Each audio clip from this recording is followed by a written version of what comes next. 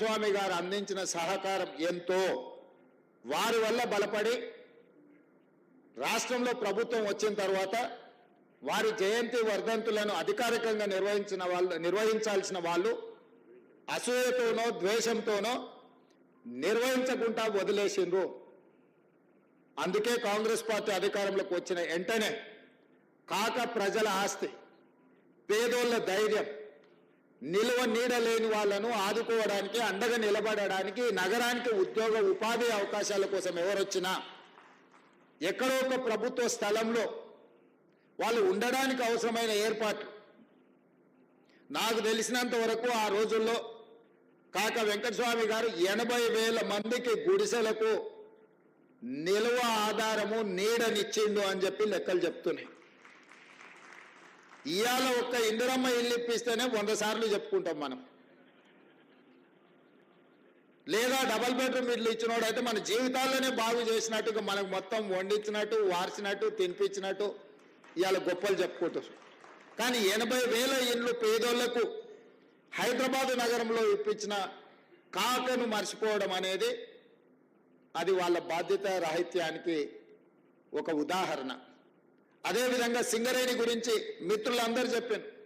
సింగరేణి దివాలా తీసి సింగరేణి మూతపడే సందర్భంలో కార్మికులను ఆదుకోవాలన్న ఆలోచన, కార్మికులను బ్రతికించాలన్న కోరిక, పట్టుదల సింగరేణికి 450 కోట్ల రూపాయలు ఆ రోజుల్లో అప్పు ఇప్పించి సింగరేణి సంస్థను కాపాడి ఇవాళ వేలాది కుటుంబాలు, లక్షలాది మంది ఆధారంగా దాని మీద ఉన్న వాళ్ళని అందరినీ కూడా ఈరోజు వాళ్ళ ఇళ్లలో దీపం ఉంది, ఆ కుటుంబంలో బుక్కడు బువ్వ తింటున్నారు అని అంటే కాకా గారి కృషి అని చెప్పి మనం ఈరోజు మాట్లాడుకోవాల్సిన అవసరం ఉన్నది. ఇదే కాదు, జాతీయ స్థాయిలో పండిత్ జవహర్లాల్ నెహ్రూ గారిని చాచా అంటే తెలుగు రాష్ట్రాలలో అదే స్థాయిలో కాకా అని గుర్తింపు ఉన్నది గడ్డం వెంకటస్వామి గారికి. రెండవది, ఎమర్జెన్సీ తర్వాత ఎన్నో విపత్కర పరిస్థితులను ఎదుర్కొని కాంగ్రెస్ పార్టీ తీవ్రమైన రాజకీయ ఒడిదుడుకులను ఎదుర్కొంటున్న సందర్భంలో కాంగ్రెస్ పార్టీ జాతీయ కార్యాలయాన్ని ఎక్కడ పెట్టాలని చర్చ జరుగుతున్నప్పుడు కాకా వెంకటస్వామి గారు ఇందిరాగాంధీ గారి దగ్గరికి వెళ్ళి నా ఇల్లునే కాంగ్రెస్ పార్టీ జాతీయ కార్యాలయంగా మార్చండి అని చెప్పి వారు ఇల్లు ఇచ్చిండ్రు.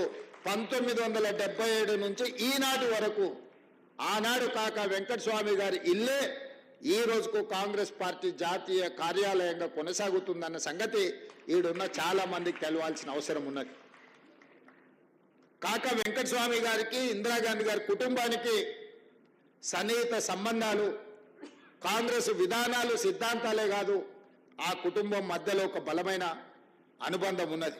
అదే కాదు, ఈరోజు జాతీయ కాంగ్రెస్ పార్టీ అధ్యక్షుడుగున్న మల్లికార్జున్ ఖర్గే గారు వెంకటస్వామి గారి సమకాలికులు.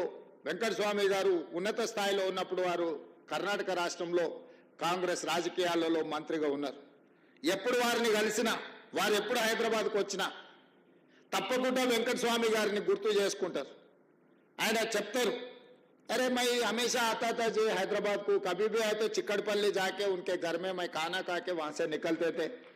जब मैं गुलबर्गा जाना है तो भी उनके घर पे जाके उनसे मिलकर మీ అన్నదమ్ముల ఎవరో నాకు చాలా సంబంధం, कैसा है उन्होंने అంటే నేనన్నా ठीक ठाक है साहब, मगर विवेक साहब तो अपने साथ में नहीं है बोल के बोला मैं.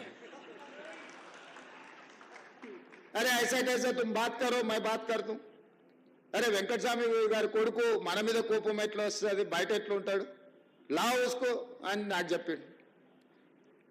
అప్పుడు నేను వివేక్ అన్నాను, సరోజక్కను పోయి కలిసి, వంశీని కలిసి, అయ్యా ఈ కాంగ్రెస్ పార్టీ మీ కుటుంబం మీద కోపం వస్తే బయటకు పోవద్దు, మీరు ఈ కుటుంబంలో ఉండాలి. కాంగ్రెస్ పార్టీ మల్లికార్జున్ ఖర్గే గారు నాకు చెప్పిండ్రు మీతో మాట్లాడి కాంగ్రెస్ పార్టీకి తీసుకురా అని.